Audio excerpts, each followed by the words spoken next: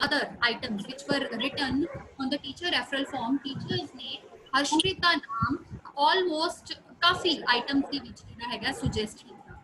So ਬੱਤੀ ਜੋ 18 ਜਿਹੜੀਆਂ ਹੈਗੇ ਆਈਟਮਸ ਉਹਦੇ ਵਿੱਚ ਹਰਸ਼ਪ੍ਰੀਤ ਦਾ ਨਾਮ ਸੁਜੈਸਟਡ ਸੀ। ਉਹ ਟੀਚਰ ਰੈਫਰਲ ਫਾਰਮ ਜਿਹੜਾ ਹੈਗਾ ਪਹਿਲਾ ਬੇਸ ਬਣਿਆ। इस बेस ने दसिया कि टीचर ने अपनी class which not only Harshpreet, there were one two more students also, teacher ने उन्हां स्टूडेंट्स नू टीचर नू डिसलैक्सिया बारे बिल्कुल नहीं सी पता जिहदे कोल टीचर रेफरल फॉर्म भरवाया गया। उन्होंने अपनी क्लासरूम ऑब्जर्वेशन के बेसिस से कि जो मैं पढ़ाती हाँ तो ये बच्चे है जोड़े कंसनट्रेट नहीं कर पाते, ये बच्चे है जोड़े लैटर ट्रांसपोजिशन करते, ये बच्चे है जोड़े कि क्लास के विच या तो घट एक्टिव रहते हैं या हाइपर एक्टिव रहते एंड सो मैनी जोड़े प्रैक्टिस टिप्स के डिसलैक्सिया के बेसिस से जो टीचर रेफरल फॉर्म भराया गया, टीचर ने बच्चों के नाम रैफर करते जिस हर्षप्रीत का नाम जोड़ा है काफ़ी बारी रैफर किया गया। हुण टीचर रेफरल फॉर्म तो टीचर ने तो दसता, टीचर की आप राय ले ली कि हर्षप्रीत उन्होंने अकॉर्डिंगली एक ऐसा चाइल्ड है जोड़ा कि पिछे है as far as the language is concerned and language which particularly as far as reading is concerned. उस तो बाद ऑब्जर्वेशन टेक्नीक लगाई गई। ऑब्जर्वेशन टेक्नीक भी जी सी बाय एक सैल्फ प्रिपेयर्ड ऑब्जर्वेशन टेक्नीक सी, ये जानने लई कि जिहड़ा केस रैफर किए ने टीचर्स ने कि वाकई ही वो डिसलैक्सिया वाले उन्होंने विच सिम्पटम्स हैगे ने या नहीं, ये आ गया ऑब्जर्वेशन। ऑब्जर्वेशन जिवें क्या कि this is also qualitative data मैं अगला इकट्ठा किया जिहड़ा हैगा ऑब्जर्वेशन टेक्नीक लगा के। हुण मैं क्योंकि मैं हर्षप्रीत नूं नहीं पढ़ाती, मैं उन्होंने ऑब्जर्व करांगी, मैं उहदे नाल कुछ टाइम स्पेंड किया जिहदे विच मैं उन्होंने रीडिंग एक्सरसाइजेस दित्तियां और उन्होंने राइटिंग एक्सरसाइजेस दित्तियां। उन्होंने बिल्कुल ये शो नहीं किया कि तू यू आर बीइंग ऑब्जर्व्ड। उन्होंने सिर्फ उन्होंने और होर उहदे वर्गे जिहड़े स्टूडेंट्स सी उन्होंने नाल सब तो पहले तो एक कंजीनियल जिहा माहौल बनाया। उन्होंने यही शो किया गया कि मैं अपना कोई काम अपना कोई अपनी कोई स्टडी करन आई हाँ जिहदे विच क्लास मैनू अलग अलग क्लासेस के स्टूडेंट्स की हेल्प की लोड़ है एंड कॉन्फिडेंस बूस्ट करके आई आस्क्ड दैट स्टूडेंट कि you please help me this accord and जो उन्होंने रिस्पैक्टफुली उन्होंने मोटिवेट करके उन्होंने उत्साहित किया गया एंड उन्हें जोड़ा है रीडिंग भी करके दिखाई, उन्हें राइटिंग भी करके दिखाई। पहले वो हेजिटेट किया। सब तो पहले जो हर्षप्रीत को कहा गया कि this is the reading task जोड़ा कि मैं चाहती हाँ कि तुम करो, तो हर्षप्रीत का जवाब है कि मैं सकदा तुसी क्लास के किसी होर वधिया बच्चे नूं इहदे लई सिलेक्ट करो, मैं तुहाडी हेल्प नहीं कर पावांगा। दैट मीनस कि हर वो भी अपने मन दे विच ये चीज़ बिठा चुका होया है कि मैं जिहड़ा हैगा वा आम बच्चियां तो पिछे हाँ। Again with by using motivational techniques उहदे नाल ओदा कॉन्फिडेंस बूस्ट करन तो बाद उन्होंने मनाया गया कि नहीं होरां दी भी आपां करांगे पर तेरी तो जरूर करनी है। उन्होंने रीडिंग करवाया गया, पहले तो इंटरस्टेड नहीं होया, फिर स्लोली उन्हें रीड किया, पर जो उन्हें रीड किया उमर दे बच्चियां दे नालों बहुत ज़्यादा उन्होंने औखाई आई, बहुत स्लोली एक एक लैटर नूं वो उंगल रख के मुश्किल दे नाल पढ़दा सी, उन्होंने मुश्किल ना जोड़ता सी। पंचुएशन मार्क्स की उन्होंने कितने पंचुएशन मार्क पे उन्हें रुकना है, कितने उन्हें पॉज लेना है, किवें दा पॉज लेना है, हाई लो जो पिच ऑफ वॉइस जो मार्क ने अच्छे रीडर दे कुछ नहीं। कॉम्प्रीहेंशन तो बहुत दूर की गल है, जो रीड किया उस तो बाद वो ये समझा नहीं सकता सी कि मैं जो रीड किया कहना की चाहता है। राइट उन्होंने राइटिंग एक्सरसाइजेस दित्तियां गई और राइटिंग एक्सरसाइजेस दे विच वही जो जिवें मैं पहले दसिया कि लैटर ट्रांसपोजिशन आई, उल्टा पुल्टा लिखदा सी, कुछ लैटर्स को आपस विच जिहड़ा हैगा कन्फ्यूज करदा सी। यही कन्फ्यूजन उन्होंने रीडिंग दे विच भी एक अच्छा रीडर बनन तो रोकदी सी। एंड इस सब तो टीचर दे रेफरेंस तो बाद मैं भी अपनी ऑब्जर्वेशन टेक्नीक नू यूज करन तो बाद ये सोच लिया कि ये बच्चा डिसलैक्सिक बच्चे दी ही कैटेगरी दे विच आंदा है। बट अगेन ये भी मेरी सोच है, सिर्फ ये बेसिस पे मैं किसी बच्चे नू डिसलैक्सिक लेबल नहीं कर सकती। ठीक है, उस तो बाद इस केस नू फर्दर स्टडी करन दे लिए आई यूज्ड स्टैंडर्डाइज्ड टेस्ट। मैं ਜਿਹੜੇ ਹੈ ਸਟੈਂਡਰਡਾਈਜ਼ ਟੈਸਟ ਯੂਜ਼ ਕੀਤੇ। ਉਹ ਟੈਸਟ ਤੁਹਾਨੂੰ ਦਿਖਾਉਣ ਤੋਂ ਪਹਿਲੇ ਮੈਂ ਤੁਹਾਨੂੰ ਉਹਦੇ ਹੈਂਡਰਾਈਟਿੰਗ ਦੇ ਫੀਚਰਸ ਦਿਖਾਉਣਾ ਚਾਹੁੰਦੀ ਹਾਂ। See this is the handwriting of the Harshpreet. Mother ਦਾ ਐਸੇ ਇੱਕ 3rd ਕਲਾਸ ਦੇ ਬੱਚੇ ਨੂੰ ਦਿੱਤਾ and see the mistakes which he has committed or right। ਉਸ ਤੋਂ ਬਾਅਦ ਜਿਹੜਾ ਹੈਗਾ ਉਹਨੂੰ ਉਹਦੇ ਤੇ ਸਟੈਂਡਰਡਾਈਜ਼ਡ ਟੈਸਟ ਲਗਾਏ ਗਏ। ਇਸ ਕੇਸ ਦੇ ਵਿੱਚ ਕਾਫੀ ਸਾਰੇ ਜਿਹੜੇ ਹੈਗੇ ਡਿਸਲੈਕਸੀਆ ਦੇ ਲਈ ਜਿਹੜੇ ਹੈਗੇ ਨੇ ਸਾਈਕੋਲੋਜਿਸਟ ਨੇ ਬੜੇ ਅੱਛੇ ਸਟੈਂਡਰਡਾਈਜ਼ਡ ਟੈਸਟ ਫਰੇਮ ਕੀਤੇ ਹੋਏ ਹੈ। ਉਹਨਾਂ ਵਿੱਚੋਂ ਕੁਝ ਸਟੈਂਡਰਡਾਈਜ਼ਡ ਟੈਸਟ ਮੈਂ ਵੀ ਇਸ ਕੇਸ ਨੂੰ ਜਾਂ ਹੋਰ ਕੇਸਿਸ ਨੂੰ ਇਹ ਜਾਣਨ ਦੇ ਲਈ ਕਿ ਉਹ ਡਿਸਲੈਕਸੀਆ ਦੇ ਇਸ ਕੈਟੇਗਰੀ 'ਚ ਆਉਂਦੇ ਹੈ ਜਾਂ ਨਹੀਂ, ਮੈਂ ਇਹ ਲਗਾਏ। ਜਿਹੜੇ ਟੈਸਟ ਮੈਂ ਲਗਾਏ ਇਹ 'ਚ ਪਹਿਲਾ ਟੈਸਟ ਮੈਂ ਲਗਾਇਆ word reading test. Word reading test ਜਿਹੜਾ ਹੈਗਾ ਇਹ ਵੀ ਸਟੈਂਡਰਡਾਈਜ਼ਡ ਟੈਸਟ ਹੈਗਾ ਇਹਦੇ ਵਿੱਚ ਬੜੇ ਹੀ ਸਿੰਪਲ ਸ਼ਬਦ ਨੇ, ਬਹੁਤ ਸਿੰਪਲ ਸ਼ਬਦ ਇਸ ਟੈਸਟ ਵਿੱਚ ਦਿੱਤੇ ਹੋਏ ਹੈ ਜਿਹੜਾ ਕਿ ਤੀਸਰੀ ਕਲਾਸ ਦਾ ਵਿਦਿਆਰਥੀ ਬਹੁਤ ਆਰਾਮ ਦੇ ਨਾਲ ਰੀਡ ਕਰ ਸਕਦਾ ਹੈ। ਉਸ ਕਲਾਸ ਦੇ ਉਸ ਗ੍ਰੇਡ ਲੈਵਲ ਤੋਂ ਬਹੁਤ ਛੋਟੇ ਲੈਵਲ ਦੇ ਜਿਹੜੇ ਹੈਗੇ ਨੇ ਵਰਡਸ ਹੈਗੇ ਨੇ ਇਸ ਵਰਡ ਰੀਡਿੰਗ ਟੈਸਟ ਦੇ ਵਿੱਚ। ਦੂਸਰਾ ਟੈਸਟ ਇਸ ਬੱਚੇ ਨੂੰ ਲਗਾਇਆ ਗਿਆ reading comprehension test. Reading comprehension ਵੀ ਐਵੇਂ ਦੀ ਕਿ ਜਿਹੜੀ ਬਹੁਤ ਸਿੰਪਲ ਰੀਡਿੰਗ ਕੰਪਰੀਹੈਂਸ਼ਨ ਮਤਲਬ ਇੱਕ ਪੈਰਾਗ੍ਰਾਫ, ਬਹੁਤ ਸਿੰਪਲ ਪੈਰਾਗ੍ਰਾਫ ਔਰ ਉਹਦੇ ਉਸ ਪੈਰਾਗ੍ਰਾਫ ਦੇ ਵਿੱਚੋਂ ਸਿੱਧੇ ਕੁਐਸਚਨ, ਕੋਈ ਓਪਨ ਐਂਡਡ ਕੁਐਸਚਨ ਨਹੀਂ, ਕੋਈ ਐਵੇਂ ਦਾ ਕੁਐਸਚਨ ਨਹੀਂ ਕਿ ਜਿਹੜਾ ਬੱਚੇ ਦੀ ਡਾਇਵਰਜੈਂਟ ਥਿੰਕਿੰਗ ਦੇ ਉੱਤੇ ਬੇਸਡ ਹੋਏ। ਸਿੰਪਲ ਕੁਐਸਚਨਸ ਕਿ ਕੁਐਸਚਨ ਪੜ੍ਹ ਕੇ ਸਿੱਧੀਆਂ ਲਾਈਨਾਂ ਉਸ ਪੈਰਾਗ੍ਰਾਫ ਚੋਂ ਹੀ ਨਿਕਲ ਆਉਣਗੀਆਂ ਜੇ ਬੱਚੇ ਨੂੰ ਰੀਡਿੰਗ ਵਿਦ ਕੰਪਰੀਹੈਂਸ਼ਨ ਆਉਂਦੀ ਹੈ। ਐਵੇਂ ਦਾ ਟੈਸਟ ਸੀ। ਇਹ ਵੀ ਇੱਕ ਸਟੈਂਡਰਡਾਈਜ਼ਡ ਟੈਸਟ ਸੀ ਬਾਈ ਗੁਪਤਾ। ਤੀਸਰਾ ਟੈਸਟ ਜਿਹੜਾ ਇਸ ਬੱਚੇ ਤੇ ਲਗਾਇਆ ਗਿਆ that was rapid automatic naming test. Rapid automatic naming test ਇਹ ਟੈਸਟ ਦੇ ਵਿੱਚ ਕੀ ਸੀ, ਇਹ ਟੈਸਟ ਕਹਿੰਦਾ ਹੈਗਾ ਕਿ you give time to the student to speak as many words as he or she can.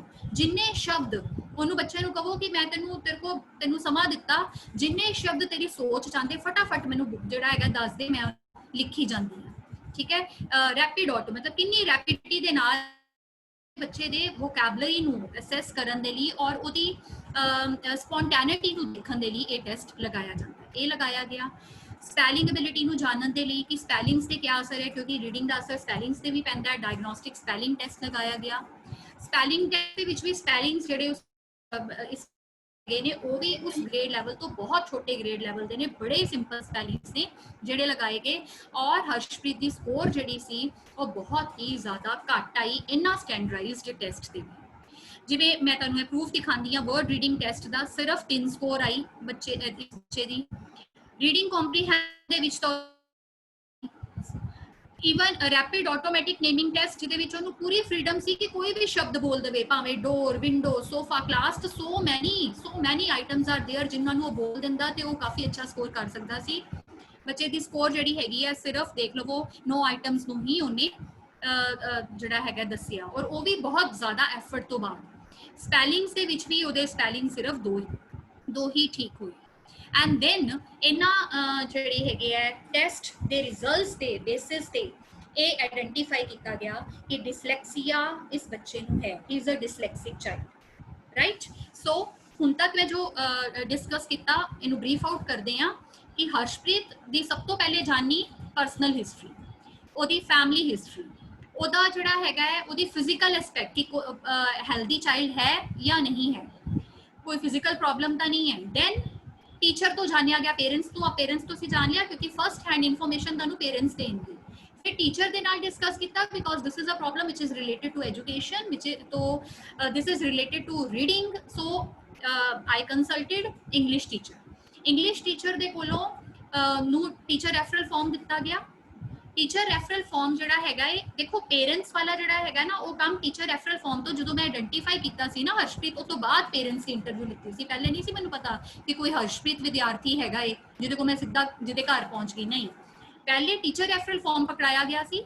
Teacher referral farm ਤੋਂ ਬਾਅਦ ਜਿਹੜਾ ਹੈਗਾ ਹੈ ਜਦੋਂ ਆਇਡੈਂਟੀਫਾਈ ਹੋ ਗਿਆ ਕਿ ਆ ਬੱਚਾ ਜਿਹੜਾ ਹੈ ਆਬਜ਼ਰਵੇਸ਼ਨ ਟੈਕਨੀਕ ਲਗਾ ਕੇ ਸਟੈਂਡਰਡਾਈਜ਼ਡ ਟੈਸਟ ਲਗਾ ਕੇ ਕਿ Harshpreet is suffering from dyslexia, ਫਿਰ ਉਹਦੀ ਜਿਹੜੀ ਹੈਗੀ ਹੈ ਉਹਦੇ ਪੇਰੈਂਟਸ ਦੇ ਨਾਲ ਡਿਸਕਸ਼ਨ ਕੀਤੀ। क्लियर।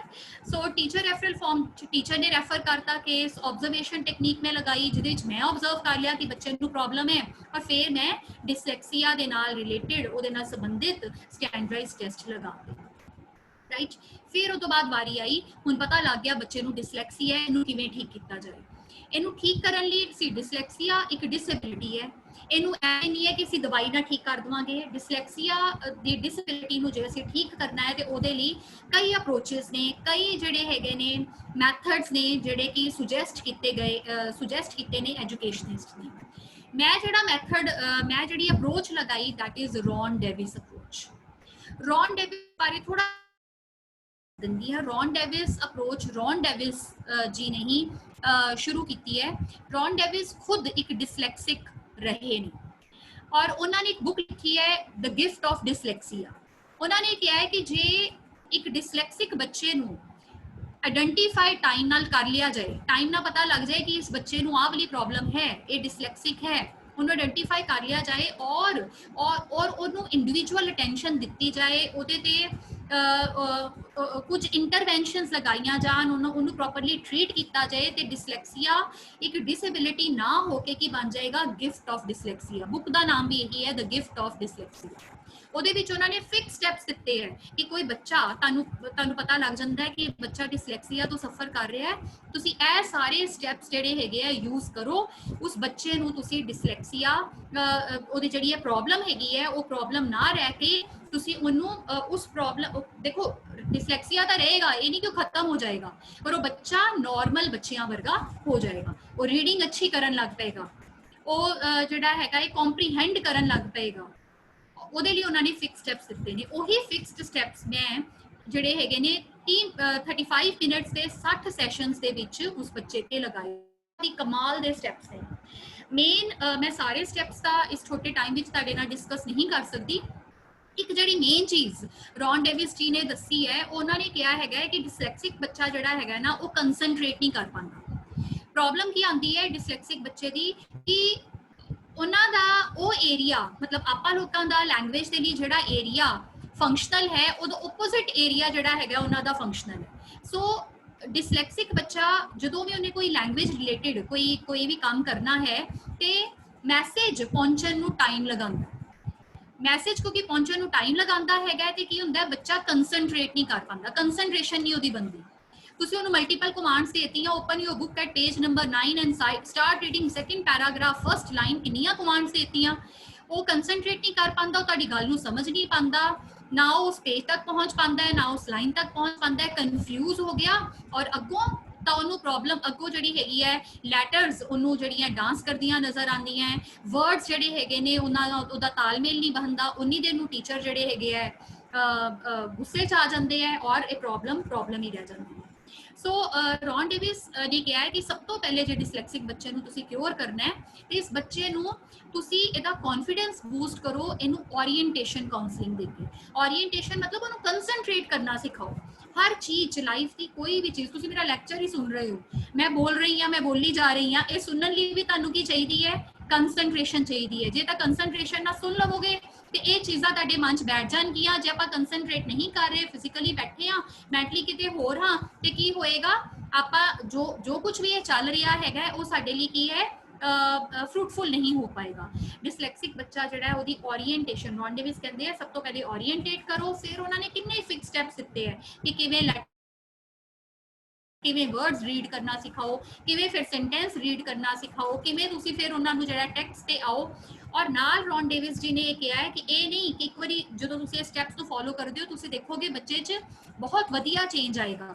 ਈਵਨ ਮੈਂ ਤੁਹਾਨੂੰ ਇੱਕ ਗੱਲ ਇੱਥੇ ਦੱਸਣਾ ਚਾਹਾਂਗੀ ਕਿ ਇਹ ਜਿਹੜੀ ਮੂਵੀ ਹੈ ਤਾਰੇ ਜ਼ਮੀਨ ਪਰ, ਇਹਦੇ ਵਿੱਚ ਵੀ ਬਹੁਤ ਹੱਦ ਤੱਕ ਇਹਨਾਂ ਸਟੈਪਸ ਵੀ ਫੋਲੋ ਕੀਤਾ ਗਿਆ ਕਿ ਜਿਹੜਾ ਹੈਗਾ ਇਹ ਜਿਹੜਾ ਉਹਨਾਂ ਨੂੰ ਲੈਟਰਸ ਸਿਖਾਣਾ, ਵਰਡਸ ਸਿਖਾਣਾ, ਉਹਦੀ ਓਰੀਐਂਟੇਸ਼ਨ ਕਾਉਂਸਲਿੰਗ ਕਰਨਾ, ਬਹੁਤ ਹੱਦ ਤੱਕ ਇਹਨਾਂ ਸਟੈਪਸ ਨੂੰ ਹੀ ਫੋਲੋ ਕੀਤਾ ਗਿਆ। ਇਹ ਸਟੈਪਸ ਮੈਂ ਵੀ ਫੋਲੋ ਕੀਤੇ ਐਂਡ ਮੈਂ ਦੇਖਿਆ ਕਿ ਬੱਚੇ ਦੀ ਰੀਡਿੰਗ ਔਰ ਰਾਈਟਿੰਗ, ਇਹ ਨਹੀਂ ਮੈਂ ਕਹਿੰਦੀ ਕਿ ਬਿਲਕੁਲ ਐਟ ਪਾਰ ਹੋ ਗਈ ਕੋਰਸ ਆਪਣੀ ਕਲਾਸ ਦੇ ਸਟੂਡੈਂਟਸ ਦੇ, ਲੇਕਿਨ ਕਾਫੀ ਹੱਦ ਤੱਕ ਇੰਪਰੂਵ ਹੋਈ। ਸਭ ਤੋਂ ਜਿਹੜੀ ਵਧੀਆ ਚੀਜ਼ ਇੰਪਰੂਵ ਹੋਈ ਜਦੋਂ ਬੱਚਾ ਰੀਡ ਕਰਦਾ ਸੀ ਤੇ ਉਹਦੇ ਚਿਹਰੇ ਦੀ ਖੁਸ਼ੀ, ਹੀ ਵਾਸ ਕੌਨਫੀਡੈਂਟ, ਉਹਦਾ ਕੌਨਫੀਡੈਂਸ ਕਿ ਮੈਂ ਰੀਡ ਕਰ ਪਾ ਰਿਹਾ ਵਾਂ, ਉਹਦੀ ਰੀਡਿੰਗ ਇੰਪਰੂਵ ਹੋਈ। ਰੀਡਿੰਗ ਨਾਲ ਉਹਦੀ ਹੈਂਡ ਰਾਈਟਿੰਗ ਵੀ ਲੀਜੀਬਲ ਹੋ ਗਈ। ਪਹਿਲੇ ਤਾਂ ਕਨਫਿਊਜ਼ਨ ਰਹਿੰਦੀ ਸੀ, ਪਤਾ ਹੀ ਨਹੀਂ ਸੀ ਲੱਗਦਾ ਲਿਖਿਆ ਕੀ ਹੈ, ਤੇ ਹੈਂਡ ਰਾਈਟਿੰਗ ਲੀਜੀਬਲ ਹੋ ਗਈ ਕਿਉਂਕਿ ਸਟ੍ਰੈਸ ਤਾਂ ਉਹਨੂੰ ਪੰਚੁਏਸ਼ਨ ਮਾਰਕਸ ਦਾ ਵੀ ਪਤਾ ਲੱਗ ਗਿਆ। and these are the samples of his handwriting after treatment। ਹੈਗੀਆਂ ਹਲੇ ਵੀ ਪ੍ਰੋਬਲਮਸ ਨੇ ਲੇਕਿਨ ਪਹਿਲੇ ਨਾਲੋਂ ਘੱਟ ਨੇ। हैगा ये ट्रीटमेंट जो हो गई जो रॉन डेविस मॉड्यूल्स लग गए उन्होंने सैशनस तो बाद फिर इस बच्चे ते स्टैंडर्डाइज टेस्ट लगाए गए। स्टैंडर्डाइज टेस्ट सब तो पहले वर्ड रीडिंग टेस्ट ही लगाया गया। पहले स्कोर बहुत घट सी, हुण पहले नालों ठीक सी स्कोर। रीडिंग कॉम्प्रीहेंशन भी ਜਿਹੜੇ ਹੈਗੇ ਆ ਪਹਿਲੇ ਨਾਲੋਂ ਪਹਿਲੇ ਤਾਂ ਬਿਲਕੁਲ ਹੀ ਉਹ ਆਨਸਰ ਨਹੀਂ ਸੀ ਕਰ ਪਾਇਆ, ਹੁਣ ਫੇਰ ਵੀ ਉਹ ਕੰਪਰੀਹੈਂਡ ਕਰ ਪਾਇਆ। ਕੰਪੈਰੀਟਿਵਲੀ ਜਿਹੜੀ ਹੈਗੀ ਹੈ ਰੈਪਿਡ ਆਟੋਮੈਟਿਕ ਨੇਮਿੰਗ ਟੈਸਟ ਤੇ ਵੀ ਉਹਦੀ ਪਰਫਾਰਮੈਂਸ ਠੀਕ ਰਹੀ। ਕੰਪੈਰੀਟਿਵਲੀ ਉਹਦੀ ਜਿਹੜੀ ਹੈ ਡਾਇਗਨੋਸਟਿਕ ਸਪੈਲਿੰਗ ਟੈਸਟ ਤੇ ਵੀ ਪਰਫਾਰਮੈਂਸ ਠੀਕ ਰਹੀ। ਔਰ ਜੇ ਆਪਾਂ ਰਿਜ਼ਲਟਸ ਦੇਖੀਏ ਤੇ ਰਿਜ਼ਲਟਸ ਇਹੀ ਸ਼ੋ ਹੋਏ ਕਿ ਇਸ ਪਾਰਟਿਕੂਲਰ ਟ੍ਰੀਟਮੈਂਟ ਤੋਂ ਬਾਅਦ ਬੱਚਾ ਹਰ ਫੀਲਡ ਵਿੱਚ, ਭਾਵੇਂ ਉਹ ਰੀਡਿੰਗ ਹੈ, ਭਾਵੇਂ ਸਪੈਲਿੰਗ ਹੈ, ਭਾਵੇਂ ਹੈਂਡ ਰਾਈਟਿੰਗ ਹੈ, ਹਰ ਕਿਸੇ ਦੇ ਵਿੱਚ ਉਹਦੀ ਇੰਪਰੂਵਮੈਂਟ ਹੋਈ। So this is the comparison. Pre-writing test the score 3 C, post writing ਦੀ 18 ਹੋ ਗਈ। ਰੀਡਿੰਗ ਕੰਪਰੀਹੈਂਸ਼ਨ ਦਾ ਪਹਿਲੇ ਕੋਈ ਸਕੋਰ ਹੀ ਨਹੀਂ ਸੀ, ਚਲੋ 2 ਨੰਬਰ ਆਏ। ਰੈਨ ਦੇ ਵਿੱਚ ਰੈਪਿਡ ਆਟੋਮੈਟਿਕ ਨੇਮਿੰਗ ਚ ਪਹਿਲੇ ਸਿਰਫ 9 ਉਹਨੇ ਵਰਡ ਬੋਲੇ ਸੀ, ਫਿਰ 15 ਸ਼ਬਦ ਬੋਲੇ। ਦੇਖੋ ਬੇਟਾ ਤੁਸੀਂ ਨਾ ਸੋਚਣਾ ਕਿ ਬੜੀ ਥੋੜੀ ਇੰਪਰੂਵਮੈਂਟ, ਇੱਕ ਡਿਸਲੈਕਸਿਕ ਬੱਚੇ ਲਈ ਬਹੁਤ ਵੱਡੀ ਇੰਪਰੂਵਮੈਂਟ ਹੈ, बहुत वड्डी इंप्रूवमेंट है। फिर DST 2 स्पैलिंग सिर्फ ठीक सी, बहुत सिंपल 7 स्पैलिंग ठीक हो गए। ओवरऑल जो रीडिंग एबिलिटी इन्ना सब दा सब टोटल करिए ते रीडिंग एबिलिटी दी स्कोर भी जड़ी हैगी है बहुत ज़्यादा इंप्रूव हो गई। सो जड़ा हैगा है ਇਹਦੇ ਤੋਂ ਇਹ ਜਿਹੜਾ ਹੈਗਾ ਹੈ ਇਸ ਕੇਸ ਸਟੱਡੀ ਤੋਂ ਬਾਅਦ ਇਹ ਕਲੀਅਰ ਹੋ ਗਿਆ ਕਿ ਆਪਾਂ with proper interventions we can convert this disability into ability of the child। ठीक है, हर्षप्रीत हुण पहले नालों कॉन्फिडेंट सी। हर्षप्रीत दी टीचर्स नूं भी ਇਹਦੇ ਬਾਰੇ ਅਵੇਅਰ, ਕਿਉਂਕਿ ਜਦੋਂ ਸੈਸ਼ਨਸ ਲਏ ਇਹ ਸੈਸ਼ਨ ਸਕੂਲ ਦੇ ਵਿੱਚ ਹੀ ਅਲੱਗ ਕਲਾਸ ਦੇ ਵਿੱਚ ਲਿੱਤੇ ਗਏ ਸੀ, ਟੀਚਰ ਵੀ ਅਵੇਅਰ ਹੋ ਗਏ, ਉਹਨਾਂ ਦਾ ਰਵੱਈਆ ਬੱਚੇ ਦੇ ਨਾਲ ਪਹਿਲੇ ਨਾਲੋਂ ਬਦਲ ਗਿਆ। ਟੀਚਰਸ ਨੂੰ ਵੀ ਇਹੀ ਗਾਈਡ ਕੀਤਾ ਗਿਆ ਕਿ ਇਹ ਬੱਚੇ ਨੂੰ ਆ ਪ੍ਰੋਬਲਮ ਹੈ, ਪਰ ਇਹਨੂੰ ਪ੍ਰੋਬਲਮੈਟਿਕ ਚਾਈਲਡ ਨਾ ਸਮਝੋ, ਇਹਨੂੰ ਇਹ ਸ਼ੋ ਵੀ ਨਾ ਕਰੋ ਕਿ ਤੈਨੂੰ ਇਹ ਪ੍ਰੋਬਲਮ ਹੈ, नॉर्मल चाइल्ड की तरह बिहेव करो। हाँ थोड़ी थोड़ी देर बाद ये वाले सैशनस रिपीट करो ਇਹਦੇ ਨਾਲ ਤੇ ਯੂ ਵਿਲ ਸੀ ਕਿ ਇਹ ਬੱਚਾ ਜਿਹੜਾ ਹੈਗਾ ਉਹਦੀ ਪਰਫਾਰਮੈਂਸ ਜਿਹੜੀ ਹੈਗੀ ਹੈ ਇੰਪਰੂਵ ਹੀ ਹੁੰਦੀ ਰਹੇਗੀ। ਡਨ। ਸੋ ਉਸ ਤੋਂ ਬਾਅਦ ਜਿਹੜਾ ਹੈਗਾ ਫੋਲੋ ਅਪ ਵੀ ਕੀਤਾ ਗਿਆ। ਆਫਟਰ ਦਿਸ ਜਦੋਂ ਇਹ ਸਾਰਾ ਪ੍ਰੋਗਰਾਮ ਹੋ ਗਿਆ, ਅਗੇਨ ਪੇਰੈਂਟਸ ਨੂੰ ਇਸ ਪਾਰਟਿਕੂਲਰ ਪੇਰੈਂਟਸ ਨੂੰ ਦੇਖੋ ਕਨਵਿੰਸ ਕਰਨਾ ਕਿ ਤੁਹਾਡੇ ਬੱਚੇ ਨੂੰ, ਕੁਝ ਪੇਰੈਂਟਸ ਨੂੰ ਤਾਂ ਪਹਿਲੇ ਹੀ ਪਤਾ ਹੁੰਦਾ ਹੈ, ਕੁਝ ਪੇਰੈਂਟਸ ਜਿਹੜੇ ਹੈਗੇ ਪਹਿਲੇ ਤੋਂ ਹੀ ਅਵੇਅਰ ਹੁੰਦੇ ਆ ਔਰ ਉਹ ਮੰਨਦੇ ਹੈਗੇ ਆ ਕਿ ਇਹ ਪ੍ਰੋਬਲਮ ਹੈ ਬੱਚੇ ਨੂੰ। ਲੇਕਿਨ ਕਾਫੀ ਪੇਰੈਂਟਸ ਐਵੇਂ ਦੇ ਹੁੰਦੇ ਆ ਜਿਹੜੇ ਕਿ ਇਹ ਸੋਚਦੇ ਆ ਕਿ ਤੁਸੀਂ ਠੀਕ ਹੈ ਉਹ ਪੜ੍ਹਾਈ 'ਚ ਪਿੱਛੇ ਹੈ, ਤੁਸੀਂ ਉਹਨੂੰ ਐਵੇਂ ਕਿਵੇਂ ਕਹਿ ਸਕਦੇ ਹੋ ਕਿ ਉਹ ਮਤਲਬ ਉਹ ਦਿਮਾਗੀ ਡਿਜ਼ੀਜ਼ ਵੱਲ ਨੂੰ ਲੈ ਜਾਂਦੇ ਹੈਗੇ। ਪੇਰੈਂਟਸ ਨੂੰ ਇਹ ਕਨਵਿੰਸ ਕਰਵਾਉਣਾ ਬਹੁਤ ਜ਼ਰੂਰੀ ਹੈ ਕਿ ਕੋਈ ਦਿਮਾਗੀ ਪ੍ਰੋਬਲਮ ਨਹੀਂ ਹੈ, ਬੱਚਾ ਬਹੁਤ ਕ੍ਰੀਏਟਿਵ ਹੈ, ਬੱਚਾ ਇੰਟੈਲੀਜੈਂਟ ਹੈ, ਸਿਰਫ ਕੀ ਹੈ ਕਿ ਇਹਨੂੰ ਪੜ੍ਹਾਉਣ ਦਾ ਜਿਹੜਾ ਇਹਦਾ ਪੜ੍ਹਾਉਣ ਦਾ ਜਿਹੜਾ ਢੰਗ ਹੈ ਇਹ ਹੋਰ ਬੱਚਿਆਂ ਨਾਲੋਂ ਅਲੱਗ ਹੈ। ਉਸ ਢੰਗ ਨੂੰ ਜਾਣ ਲਵੋ ਤੇ ਇਹ ਸਫਲਤਾਵਾਂ ਨੂੰ ਹਾਸਲ ਕਰ ਲਏਗਾ। ਸੋ ਪੇਰੈਂਟਸ ਨੂੰ, ਹਰਸ਼ਪ੍ਰੀਤ ਦੇ ਪੇਰੈਂਟਸ ਨੂੰ, ਕਿਉਂਕਿ ਮੈਂ ਤਾਂ ਹਮੇਸ਼ਾ ਨਾਲ ਉਹਦੇ ਨਾਲ ਟਾਈ ਅਪ ਨਹੀਂ ਰੱਖ ਸਕਦੀ ਸੀ, ਉਹਨਾਂ ਨੂੰ ਵੀ ਉਹ ਜਿਹੜੇ ਰੌਨ ਡੇਵਿਸ ਅਪਰੋਚ ਦੇ ਵਿੱਚ ਸਟੈਪਸ ਦੱਸਿਆ ਕਿ ਤੁਸੀਂ कुछ टाइम तो बाद ये सारे स्टैप्स इस बच्चे ना फॉलो करने हैं ताकि उसकी जी ओरीएंटेशन है ना, ताकि उसकी जी कंसनट्रेशन एबिलिटी है वो बनी रहे और वो रीडिंग एवें ही इंप्रूव होती रहे।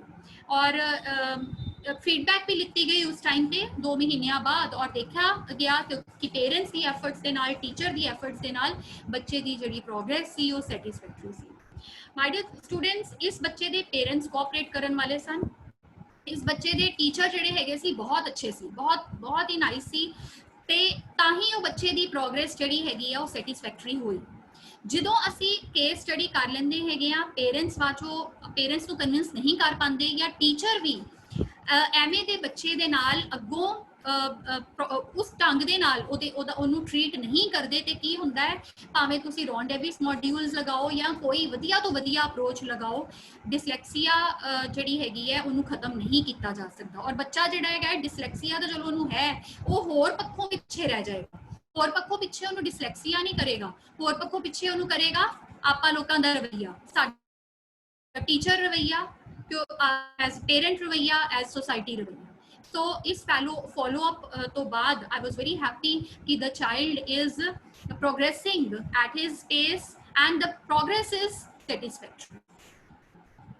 that's all about this case study which I have discussed. This was a case ਐਵੇਂ ਦੇ ਹੋਰ ਮੈਂ ਕਾਫੀ ਕੇਸਿਸ ਜਿਹੜੇ ਹੈਗੇ ਹੈ ਡਿਸਲੈਕਸੀਆ ਨਾਲ ਸੰਬੰਧਿਤ ਹੀ ਹੋਰ ਵੀ ਕਈ ਕੇਸਿਸ ਨੂੰ ਇਸ ਆਪਣੇ ਰਿਸਰਚ ਵਰਕ ਦੇ ਦੌਰਾਨ ਸਟੱਡੀ ਕੀਤਾ ਸੀ and this is the way ਜਿਵੇਂ ਮੈਂ ਕੇਸ ਸਟੱਡੀਜ਼ ਫਰੇਮ ਕੀਤੀਆਂ ਸਟਾਰਟਿੰਗ ਫਰੋਮ ਦ ਜਦੋਂ ਤੁਸੀਂ ਵੀ ਇੱਕ ਕੇਸ ਨੂੰ ਸਟੱਡੀ ਕਰ ਲੋਗੇ in this way you can frame a case study of that particular case. Thank you so much.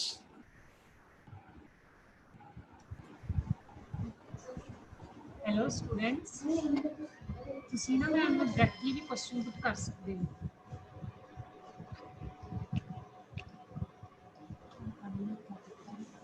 Girls, do you want to ask anything about dyslexia, about this case study or anything? You are free to ask.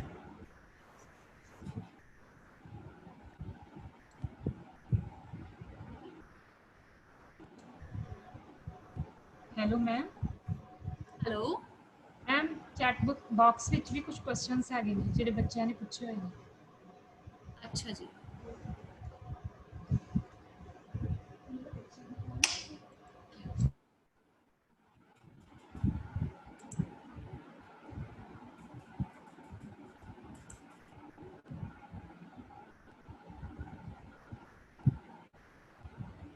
मैं पूछ लेनी है. First question है, what do you mean by Raman coloured progression matrix? Raman color progressive matrices beta ਇਹ ਇੱਕ standardised ਜਿਹੜਾ ਹੈਗਾ ਨਾ ਇੰਟੈਲੀਜੈਂਸ ਟੈਸਟ ਹੈਗਾ. ਇੰਟੈਲੀਜੈਂਸ ਦੇਖੋ ਤੁਸੀਂ ਪੜ੍ਹਿਆ ਹੋਣਾ ਹੈ ਆਪਣੀ ਬੀਐਡ ਦੇ ਵਿੱਚ. ਇੰਟੈਲੀਜੈਂਸ ਜਿਹੜੀ ਹੈਗੀ ਹੈ ਆਈਕਿਊ ਨੂੰ ਟੈਸਟ ਕਰਨ ਦੇ ਲਈ ਸਾਈਕੋਲੋਜਿਸਟ ਨੇ ਕਈ ਤਰ੍ਹਾਂ ਦੇ ਟੈਸਟ ਬਣਾਏ ਹੈਗੇ ਆ, ਕਈ ਤਰ੍ਹਾਂ ਦੀ ਮੈਟ੍ਰਿਸਿਸ ਬਣਾਈਆਂ ਹੈਗੀਆਂ. ਔਰ ਐਵੇਂ ਰੈਵਨ ਕਲਰ ਪ੍ਰੋਗਰੈਸਿਵ ਮੈਟ੍ਰਿਸਿਸ ਜਿਹੜਾ ਹੈਗਾ ਉਹਦੇ ਵਿੱਚ ਵੀ ਫਿਕਸਡ ਕੁਝ ਮਈਅਰਸ ਨੇ ਜਿਹੜੇ ਕਿ ਰੈਵਨ ਕੌਟ ਔਰ ਰੈਵਨ ਨੇ ਦਿੱਤੇ ਹੈਗੇ ਆ. ਉਹਨਾਂ ਨੂੰ ਫੋਲੋ ਕਰਕੇ ਸਾਨੂੰ ਇਹ ਪਤਾ ਲੱਗ ਜਾਂਦਾ ਹੈਗਾ ਕਿ ਬੱਚੇ ਦਾ ਆਈਕਿਊ ਜਿਹੜਾ ਹੈਗਾ ਉਹ ਅਬਵ ਐਵਰੇਜ ਹੈ, ਗਿਫਟਿਡ ਚਾਈਲਡ ਹੈ, ਐਵਰੇਜ ਹੈਗਾ ਜਾਂ ਬਿਲੋ ਐਵਰੇਜ ਹੈ. ਐਵੇਂ ਹੋਰ ਕਈ ਜ਼ਰੂਰੀ ਨਹੀਂ ਹੈ. ਜਦੋਂ ਤੁਸੀਂ ਇੰਟੈਲੀਜੈਂਸ ਸਰਟਨ ਕਰਨੀ ਹੈ ਤੁਸੀਂ ਇਹੀ ਲਗਾਣੀ ਹੈਗੀ ਹੈ. ਜਿਹੜੀ ਵੀ ਤੁਹਾਡੇ ਕਾਲਜ ਦੇ ਵਿੱਚ ਇੰਟੈਲੀਜੈਂਸ ਨਾਲ ਰਿਲੇਟਡ ਕੋਈ ਵੀ ਟੈਸਟ ਜਾਂ ਕੋਈ ਵੀ ਜਿਹੜੀ ਹੈਗੀ ਹੈ ਮੈਟ੍ਰਿਸਿਸ ਅਵੇਲੇਬਲ ਹੋਏ ਦੈਟ ਯੂ ਕੈਨ ਯੂਜ਼. ਕੋਈ ਵੀ ਸਟੈਂਡਰਡਾਈਜ਼ਡ ਟੈਸਟ ਹੋਣਾ ਚਾਹੀਦਾ ਬਿਕੋਜ਼ ਦੇਖੋ ਸਿਰਫ ਆਬਜ਼ਰਵੇਸ਼ਨ ਦੇ ਬੇਸਿਸ ਤੇ ਅਸੀਂ ਕਿਸੇ ਇੰਡੀਵਿਜੂਅਲ ਨੂੰ ਲੋ ਜਾਂ ਹਾਈ ਆਈਕਿਊ ਦਾ ਨਹੀਂ ਕਹਿ ਸਕਦੇ. ਉਸ ਟਾਈਮ ਤੇ ਜਦੋਂ ਬੱਚਾ ਪਰਫਾਰਮ ਕਰ ਰਿਹਾ ਹੋ ਸਕਦਾ ਉਹ ਸਾਡੇ ਸਾਹਮਣੇ ਮੈਂ ਕਿਸੇ ਬੱਚੇ ਕੋ ਕੁਝ ਪੁੱਛ ਰਹੀ ਹਾਂ ਮੇਰੇ ਡਰ ਨਾਲ ਹੀ ਨਾ ਕੁਝ ਦੱਸ ਰਿਹਾ ਹੋਵੇ. ਮੈਂ ਟੈਸਟ ਬੱਚੇ ਦਾ ਕਿਤੇ ਲੈ ਰਹੀ ਹਾਂ, ਹੋ ਸਕਦਾ ਉਸ ਟਾਈਮ ਬੱਚਾ ਠੀਕ ਹੀ ਨਾ ਹੋਵੇ, ਹੋ ਸਕਦਾ ਬੱਚੇ ਦਾ ਮੂਡ ਹੀ ਨਾ ਹੋਵੇ. ਠੀਕ ਹੈ. ਸੋ ਜਿਹੜੇ ਐਵੇਂ ਦੇ ਇੰਟੈਲੀਜੈਂਸ ਟੈਸਟ ਹੈਗੇ ਇਹਦੇ ਵਿੱਚ ਸਿੰਪਲ ਵਰਬਲ ਨਾਨ ਵਰਬਲ ਜਿਹੜੀਆਂ ਹੈਗੀਆਂ ਨੇ ਹੁੰਦੀਆਂ ਨੇ ਇੰਟੈਲੀਜੈਂਸ ਟੈਸਟ ਦੇ ਵਿੱਚ ਸਟੇਟਮੈਂਟਸ, ਉਹਨਾਂ ਨੂੰ ਜਦੋਂ ਅਸੀਂ ਸੋਲਵ ਜਦੋਂ ਬੱਚੇ ਕੋਲੋਂ ਅਗੇਨ ਇਨ ਕੰਜੀਨੀਅਲ ਐਟਮੋਸਫੀਅਰ ਪਲੇਵੇ ਤਰੀਕੇ ਦੇ ਨਾਲ ਸੋਲਵ ਕਰਵਾਉਂਦੇ ਹਾਂ ਤੇ ਉਹਦਾ ਜਦੋਂ ਰਿਜ਼ਲਟ ਅਸੀਂ ਦੇਖਦੇ ਹਾਂ ਤਾਂ ਸਾਨੂੰ ਇਹ ਪਤਾ ਲੱਗ ਜਾਂਦਾ ਹੈਗਾ ਕਿ ਬੱਚਾ ਜਿਹੜਾ ਹੈਗਾ ਉਹ ਕਿੱਥੇ ਫੋਲੋ ਕਰਦਾ ਹੈ, ਕਿ ਉਹ ਗਿਫਟਿਡ ਚਾਈਲਡ ਹੈ, ਕਿ ਉਹ ਜਿਹੜਾ ਹੈਗਾ ਬੈਕਵਰਡ ਚਾਈਲਡ ਹੈ, ਕਿ ਉਹ ਜਿਹੜਾ ਹੈਗਾ ਐਵਰੇਜ ਉਹਦੀ ਇੰਟੈਲੀਜੈਂਸ ਹੈ. ਇਹ ਹੈਗੀ ਹੈ. ਦਿਸ ਇਜ਼ ਰਿਵਨ ਕਰ. Next question is, how long should a case study be? Long beta it depends. How long a case study, ਜਿਵੇਂ ਮੈਂ ਤੁਹਾਨੂੰ ਪਹਿਲੇ ਦੱਸਤਾ ਹੈਗਾ ਜਿਹੜੀ ਹੈ ਕੇਸ ਸਟੱਡੀ ਇਹ ਡਿਪੈਂਡ ਕਰਦੀ ਹੈ ਕਿੰਨੀ ਦੇਰ ਤੱਕ ਚੱਲੇਗੀ, ਤੁਹਾਡੇ ਕੇਸ ਤੇ ਡਿਪੈਂਡ ਕਰਦੀ ਹੈ. ਜਿਵੇਂ ਮੇਰਾ ਕੇਸ ਜਿਹੜਾ ਹੈਗਾ ਸੀ, ਮੈਂ ਜਿਸ ਕੇਸ ਨੂੰ ਸਟੱਡੀ ਕੀਤਾ ਮੈਂ ਉਹਨੂੰ ਆਇਡੈਂਟੀਫਾਈ ਕਰਨਾ ਸੀ, ਫਿਰ ਉਸ ਤੋਂ ਬਾਅਦ ਆਇਡੈਂਟੀਫਿਕੇਸ਼ਨ ਦੇ ਵਿੱਚ ਟਾਈਮ ਲੱਗਿਆ. ਠੀਕ ਹੈ. ਉਸ ਤੋਂ ਬਾਅਦ ਮੈਂ ਉਹਨੂੰ ਜਿਹੜਾ ਹੈਗਾ ਉਸ ਕੇਸ ਨੂੰ ਬਾਅਦ ਚੋਂ ਇੰਟਰਵੈਂਸ਼ਨ ਵੀ ਦੇਣੀ ਸੀ ਜਿਹੜੀ ਘੱਟੋ ਘੱਟ 60 ਸੈਸ਼ਨਸ ਦੀ ਸੀ. ਠੀਕ ਹੈ. ਫਿਰ ਉਸ ਤੋਂ ਬਾਅਦ ਜਿਹੜੀਆਂ ਹੈਗੀਆਂ ਨੇ ਮੈਂ ਉਸ ਕੇਸ ਨੂੰ ਇੰਟਰਵੈਂਸ਼ਨਸ ਤੋਂ ਬਾਅਦ ਵੀ ਉਹਦੇ ਤੇ ਜਿਹੜਾ ਹੈਗਾ ਫੋਲੋ ਅਪ ਕਰਨਾ ਸੀ. ਸੋ ਜਿਹੜਾ ਹੈਗਾ ਮੈਨੂੰ ਜਿਹੜੇ ਹੈਗੇ ਨੇ 6-7 ਮਹੀਨੇ ਇਸ ਪੂਰੇ ਪ੍ਰੋਸੈਸ ਨੂੰ ਲੱਗੇ. ਲੌਂਗੀਟਿਊਡਨਲ ਕੇਸ ਸਟੱਡੀਜ਼ ਜਿਹੜੀਆਂ ਹੈਗੀਆਂ ਉਹ ਕਈ ਸਾਲਾਂ ਤੱਕ ਚੱਲਦੀਆਂ. ਕੁਝ ਕੇਸਿਸ ਨੂੰ ਤੁਸੀਂ ਜਿਹੜੇ ਹੈਗੇ ਇੱਕ ਮੰਥ ਵਿੱਚ ਵੀ ਜਿਹੜਾ ਹੈਗਾ ਤੁਸੀਂ ਸਟੱਡੀ ਕਰ ਸਕਦੇ ਹੋ. ਜੇ ਤੁਹਾਡਾ ਡਾਇਰੈਕਟ ਲਿੰਕ ਹੈ ਬੱਚਿਆਂ ਦੇ ਨਾਲ ਤੇ ਕੰਪੈਰੀਟਿਵਲੀ ਟਾਈਮ ਤੁਹਾਡਾ ਘੱਟ ਰੱਖੇਗਾ. You are teacher of those students, ਤੁਸੀਂ ਟੀਚ ਕਰਦੇ ਹੋ, ਤੁਹਾਡੀ ਡਾਇਰੈਕਟ ਇੰਟਰੈਕਸ਼ਨ ਹੈ ਤੇ ਕੰਪੈਰੀਟਿਵਲੀ ਟਾਈਮ ਘੱਟ ਲੱਗੇਗਾ. ਇਹ ਨਹੀਂ ਕਿਹਾ ਜਾ ਸਕਦਾ ਕਿ ਕਿੰਨਾ ਸਮਾਂ, ਇਹ ਤੁਹਾਡੇ ਕੇਸ ਦੇ ਉੱਤੇ ਡਿਪੈਂਡ ਕਰਦਾ ਕਿਸ ਤਰ੍ਹਾਂ ਦਾ case. Next question is, from where we can get these standardized tests from diagnosis? Standardised test ਬੇਟਾ ਤੁਸੀਂ ਆਪਣੇ ਤੁਹਾਨੂੰ ਆਪਣੀ ਸਾਈਕੋਲੋਜੀ ਲੈਬ ਤੋਂ ਵੀ ਮਿਲ ਜਾਣਗੇ। ਅਦਰਵਾਈਜ਼ ਆਲਸੋ ਜਿਹੜੀ ਹੈਗੀ ਹੈ ਸਾਈਕੋਲੋਜੀ ਦੀ ਜਿਹੜੇ ਹੈਗੇ ਨੇ ਸਾਈਕੋਲੋਜੀ ਦੇ ਟੈਸਟ ਤੁਹਾਨੂੰ ਇਹਦੇ ਤੇ ਇੰਟਰਨੈਟ ਤੇ ਵੀ ਤੁਸੀਂ ਅਵੇਲੇਬਲ ਨੇ। ਫਿਰ ਕਈ ਸਾਈਕੋਲੋਜੀਕਲ ਐਸੋਸੀਏਸ਼ਨਸ ਨੇ, ਉਹਨਾਂ ਤੋਂ ਤੁਸੀਂ ਪੇਡ ਟੈਸਟ ਵੀ ਜਿਹੜੇ ਹੈਗੇ ਆ ਮੰਗਵਾ ਸਕਦੇ ਹੈਗੇ। How to treat learning disability with completing syllabus side by side? You cannot treat a learning disability in the class. You cannot treat a dyslexic child in your normal class. ਤੁਸੀਂ ਆਪਣੀ class ਵਿੱਚ dyslexic ਬੱਚੇ ਨੂੰ treat ਕਰ ਨਹੀਂ ਸਕਦੇ। ਕਿਉਂ ਨਹੀਂ ਕਰ ਸਕਦੇ? ਕਿਉਂਕਿ ਬੇਟਾ ਕਲਾਸ ਵਿੱਚ ਉਹ ਉਸ ਬੱਚੇ ਨੂੰ ਜਿਵੇਂ ਆਪਾਂ ਜੇ ਡਿਸਲੈਕਸੀ ਹੈ ਜਾਂ ਡਿਸਕੈਲਕੁਲੀ ਹੈ, ਮੈਥਮੈਟੀਕਲ ਡਿਸੇਬਿਲਿਟੀ ਹੈਗੀ ਹੈ, ਇਹ ਬੱਚਿਆਂ ਨੂੰ ਅਲੱਗ ਸਮੇਂ ਦੀ ਲੋੜ ਹੈ। ਸਭ ਤੋਂ ਪਹਿਲੇ ਤਾਂ ਇਹਨਾਂ ਦੇ ਕੌਨਫੀਡੈਂਸ ਨੂੰ ਬੂਸਟ ਕਰਨ ਦੀ ਲੋੜ ਹੈ, ਇਹਨਾਂ ਨੂੰ ਓਰੀਐਂਟੇਟ ਕਰਨ ਦੀ ਲੋੜ ਹੈ, ਇਹਨਾਂ ਨੂੰ ਕਾਉਂਸਲਿੰਗ ਦੀ ਲੋੜ ਹੈ। So you cannot teach them in the class। Class ਤੋਂ ਇਲਾਵਾ ਤੁਹਾਨੂੰ ਜਿਹੜਾ ਹੈਗਾ ਕੁਝ ਸਮਾਂ ਐਕਸਟਰਾ ਸਮਾਂ ਇਹਨਾਂ ਬੱਚਿਆਂ ਤੇ ਲਗਾਉਣਾ ਪਏਗਾ, ਇਹਨਾਂ ਦੀ ਇੰਡੀਵਿਜੂਅਲਾਈਜ਼ਡ ਕਾਉਂਸਲਿੰਗ ਕਰਨੀ ਪਏਗੀ। ਔਰ ਮੀਨਸ ਕਲਾਸ ਦੇ ਨਾਲ ਤਾਂ ਤੁਸੀਂ ਪੜਾਓਗੇ ਹੀ ਪੜਾਓਗੇ, ਬਟ ਇਹਨਾਂ ਨੂੰ ਅਲੱਗ ਇਹ ਜਿਹੜੇ ਸਾਰੀ ਇਹ ਜਿਹੜਾ ਹੈਗਾ ਨਾ ਇੰਟਰਵੈਂਸ਼ਨ ਹੈ, ਜਿਹੜਾ ਰੌਨ ਡੇਵਿਸ ਮੋਡਿਊਲਸ ਲਗਾਇਆ ਹੈ ਜਾਂ ਹੋਰ ਵੀ ਕਈ ਤਰ੍ਹਾਂ ਦੇ ਮੈਥਡਸ ਹੈਗੇ ਨੇ ਇਹਨਾਂ ਨੂੰ ਟ੍ਰੀਟ ਕਰਨ ਦੇ, ਇਹ ਤੁਹਾਨੂੰ ਕਲਾਸ ਤੋਂ ਇਲਾਵਾ ਅਲੱਗ ਸਮੇਂ ਦੇ ਵਿੱਚ ਲਗਾਉਣਾ ਪਏਗਾ। ਯੂ ਕੈਨੋਟ ਕਲਾਸ ਦੇ ਵਿੱਚ ਹਾਂ ਤੁਸੀਂ ਇਹ ਕਰ ਸਕਦੇ ਹੋ ਕਿ ਬੱਚੇ ਦਾ ਕੌਨਫੀਡੈਂਸ ਜਿਹੜਾ ਹੈਗਾ, ਜਦੋਂ ਤੁਹਾਨੂੰ ਪਤਾ ਲੱਗ ਜਾਵੇ ਕਿ ਲਰਨਿੰਗ ਡਿਸੇਬਲਡ ਬੱਚਾ ਮੇਰੀ ਕਲਾਸ 'ਚ ਹੈ, ਐਜ਼ ਅ ਟੀਚਰ ਤੁਹਾਡਾ ਬਿਹੇਵੀਅਰ ਜਿਹੜਾ ਹੈਗਾ ਉਹਦੇ ਨਾਲ ਪੋਜ਼ਿਟਿਵ ਰਵੇ, ਤੁਹਾਡਾ ਉਹਦੇ ਨਾਲ ਜਿਹੜਾ ਹੈਗਾ ਇਹ ਰਵੱਈਆ ਜਿਹੜਾ ਹੈਗਾ ਬੂਸਟ ਕਰਨ ਵਾਲਾ ਹੋਵੇ, ਤਾਂ ਕਿ ਬੱਚਾ ਜਿਹੜੀ ਪ੍ਰੋਬਲਮ ਨੂੰ ਫੇਸ ਕਰ ਰਿਹਾ ਉਹ ਘੱਟੋ ਘੱਟ ਤੁਹਾਡੇ ਨਾਲ ਆ ਕੇ ਸ਼ੇਅਰ ਕਰ ਸਕੇ। ਹਾਂ, ਜੋ ਇੰਟਰਵੈਂਸ਼ਨ ਲੱਗਣੀ ਹੈ ਉਹ ਤਾਂ ਤੁਹਾਨੂੰ ਕੁਝ ਐਕਸਟਰਾ ਟਾਈਮ ਲਗਾਉਣਾ ਪਏਗਾ। Yes, any other question? Hello. Hello. Hello, Hanji. Hello, students. Now you can directly interact with a resource person. If you have any question, then ask. You have any question?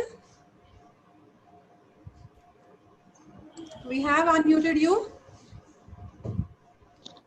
Yes, students. Anybody? Yes, ma'am. I have a question. Yes. Yes, but ask. Good afternoon, ma'am. Good afternoon, ji. Hanji, ma'am. Case study is just like a counseling. Case study ਬੇਟਾ, case study ਦੇ ਵਿੱਚ counselling ਹੁੰਦੀ ਹੈ। Case study is not exactly like a counselling.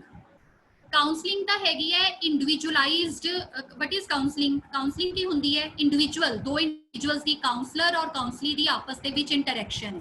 ਠੀਕ ਹੈ, counselling ਤੁਸੀਂ case study ਦੇ ਵਿੱਚ ਕਰਦੇ ਹੋ ਇਹ ਜਾਣਨ ਦੇ ਲਈ ਕਿ ਜਿਹੜਾ ਹੈਗਾ ਇਸ ਪਾਰਟਿਕੂਲਰ ਕੇਸ ਨੂੰ ਕਿੱਥੇ ਪ੍ਰੋਬਲਮ ਫੀਲ ਹੋ ਰਹੀ। ਲਾਈਕ ਫॉर ਐਗਜ਼ਾਮਪਲ, ਤੁਸੀਂ ਆਪਣੀ ਕਲਾਸ 'ਚ ਪੜ੍ਹਾਉਂਦੇ ਹੋ, ਤੁਹਾਨੂੰ ਆਪਣੀ ਕਲਾਸ 'ਚ ਇੱਕ ਬੱਚਾ ਲੱਗ ਰਿਹਾ ਹੈ ਕਿ ਤੁਸੀਂ ਉਹਨੂੰ ਬਹੁਤ ਮੋਟੀਵੇਟ ਕਰਦੇ ਹੋ, ਬਹੁਤ ਜ਼ਿਆਦਾ ਉਹਨੂੰ ਇੰਡੀਵਿਜੂਅਲ ਅਟੈਂਸ਼ਨ ਦਿੰਦੇ ਹੋ, ਫਿਰ ਵੀ ਕੋਪ ਨਹੀਂ ਕਰ ਪਾਉਂਦਾ, ਫਿਰ ਵੀ ਉਹ ਕਲਾਸ ਦੇ ਵਿੱਚ ਬਿਲਕੁਲ ਚੁੱਪ ਚਪੀਤਾ ਰਹਿੰਦਾ ਹੈ, ਉਹ ਤੁਹਾਡਾ ਕੇਸ ਬਣ ਗਿਆ। ਤੁਸੀਂ ਉਹਦੀ ਕੇਸ ਸਟੱਡੀ ਤੁਸੀਂ ਸੋਚਦੇ ਹੋ ਕਿ ਮੈਂ ਇਹਨੂੰ ਸਟੱਡੀ ਕਰਾਂ ਤਾਂ ਕਿ ਇਹ ਬੱਚਾ ਜਿਹੜਾ ਹੈਗਾ ਇਹ ਤਾਂ ਆਪਣੀ ਲਾਈਫ ਨੂੰ ਜਿਹੜਾ ਹੈਗਾ ਇਹਦੀ ਜਿਹੜੀ ਇਸ ਤਰ੍ਹਾਂ ਦੀ ਇਹਦੀ ਨੇਚਰ ਇਹਨੂੰ ਬਹੁਤ ਪਿੱਛੇ ਲੈ ਜਾਏਗੀ ਆਮ ਬੱਚਿਆਂ ਨਾਲ। ਤੇ ਫਿਰ ਜਿਹੜਾ ਹੈਗਾ ਉਹ ਤੁਹਾਡਾ ਕੇਸ ਬਣ ਗਿਆ। ਹੁਣ ਉਸ ਕੇਸ ਨੂੰ ਸਟੱਡੀ ਕਰਨ ਦੇ ਲਈ ਤੁਸੀਂ ਕਿਹਨੂੰ ਯੂਜ਼ ਕਰ ਸਕਦੇ ਹੈਗੇ ਹੋ? ਜੋ ਤੁਸੀਂ ਬੋਲਿਆ ਕਾਉਂਸਲਿੰਗ। ਉਸ ਕੇਸ ਨੂੰ ਸਟੱਡੀ ਕਰਨ ਦੇ ਲਈ ਸਭ ਤੋਂ ਪਹਿਲੇ ਤੁਸੀਂ ਉਸ ਬੱਚੇ ਨਾਲ ਰੈਪਿਡ ਐਸਟੈਬਲਿਸ਼ ਕਰੋਗੇ। ਕਲਾਸ ਦੇ ਵਿੱਚ ਨਹੀਂ, ਤੁਸੀਂ ਉਸ ਬੱਚੇ ਨਾਲ ਡਿਸਕਸ਼ਨ ਕਰੋਗੇ। ਕਲਾਸ ਵਿੱਚ ਡਿਸਕਸ਼ਨ ਕਰੋਗੇ ਤਾਂ ਬੱਚਾ ਤਾਂ ਹੈਜ਼ੀਟੇਟ ਕਰੇਗਾ, ਬੱਚੇ ਦੀ ਤਾਂ ਕੌਨਫੀਡੈਂਸ ਦੀਆਂ ਧੱਜੀਆਂ ਉੱਡ ਜਾਣਗੀਆਂ।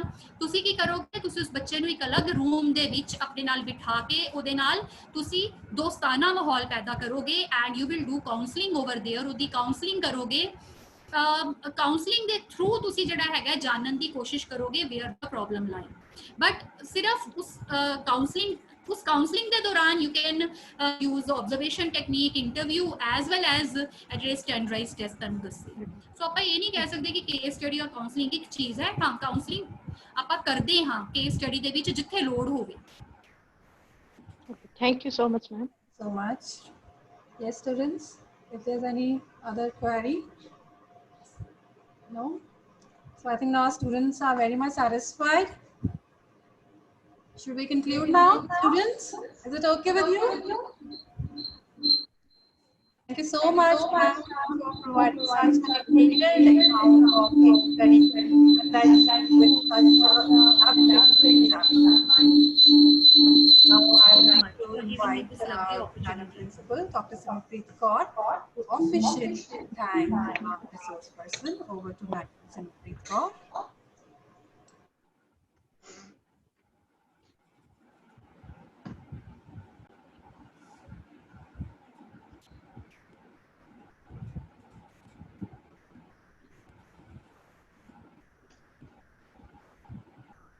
Vaheguru Ji Ka Khalsa, Vaheguru Ji Ki Fateh. Our today's eminent resource person, Dr. Rekha, my entire team and my very dear students. A very good day to all of you. So we are again together on the online platform for our 4th webinar on case study under the webinar series. So today's session was conducted by Dr. Rekha, a very good human being, a very eminent researcher in the field of especially case studies. So I requested her to give her expression on that particular field of her research area. So I feel today's session was wonderful. It was wonderfully presented by Dr. Rekha, and she very well explained the queries of our students, our teachers, and I personally learned a lot of from Dr. Rekha. Dr. Rekha, I hereby want to send my request that kindly send a few techniques that was applied by you in your research area, because my teachers and my students are about the techniques, the treatment techniques which you applied on your dyslexic children. So I think you will cooperate with us. We can handle our dyslexic students also. So sweet of you. Thank you so much, ma'am. Thanks a lot. Have a nice day, ma'am. Have a nice day. Thank you. Same to you. Have a nice day. Bye-bye. God bless you. God bless you all, my dear students. Thank you. Thanks a lot to everyone, to my team, students. Thanks a lot. Have a nice day.